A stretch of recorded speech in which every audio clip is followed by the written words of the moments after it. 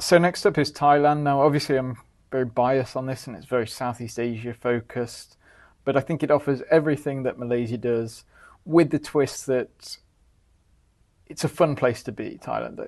When I've been to Malaysia, this may not be a downside for people, especially if they have families, and I personally quite like it because I'm quite a dull, boring person. But um, people find Malaysia a bit dull, a bit boring, a bit mundane. Again, that may not be a problem to you, but Thailand, especially if you're in places like Bangkok, it has that kind of that feeling that it feels exciting. It feels like a place that it's got a lot of energy in it. It has everything that you'd want if you were leaving the UK as a kind of high net worth. They do have visa systems in place, the elite, the LTRs, a bit like Malaysia's my second home. I do think they need to change a bit with the digital nomad visa, but that's by the by.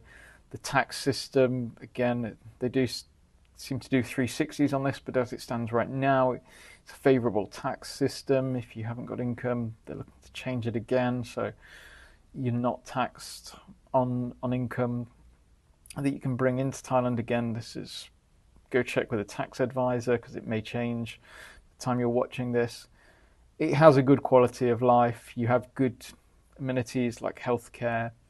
Schools are good. If you're looking to go to top private schools, send your children to top private schools, they're fantastic here. And it's a very safe place. The weather, obviously, it's a Southeast Asia, so it's always hot, so that can be a plus or a downside.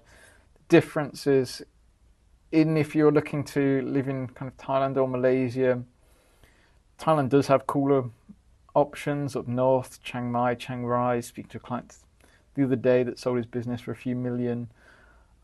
He moved to Chiang Rai, loves it there, thinks it's kind of Chiang Mai but without the tourists. So you do have those colder options than Malaysia, but you have everything that you'd want. The conveniences, the healthcare, condos are great if you've got the money, the houses in the city, different options where you'd want to live as well. So from Bangkok to places Phuket or Chiang Mai. I'm not too much of a fan of Phuket, but there is different options where you want. You've got an international airport, again, with low cost and good airlines traveling from out Qatar, Emirates, etc. So you do have the connectivity to Southeast Asia and Asia in general as well.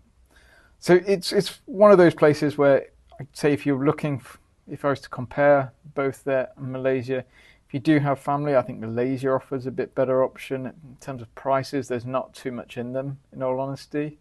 I think property is cheaper to rent or buy in Malaysia compared to Bangkok. I think it's getting quite expensive in Bangkok now, but overall, I think it's very similar in prices. I don't think they're cheap too much in places like Bangkok, but saying that, it's still very good value if you're comparing it to places, if you are leaving the UK, to places like London.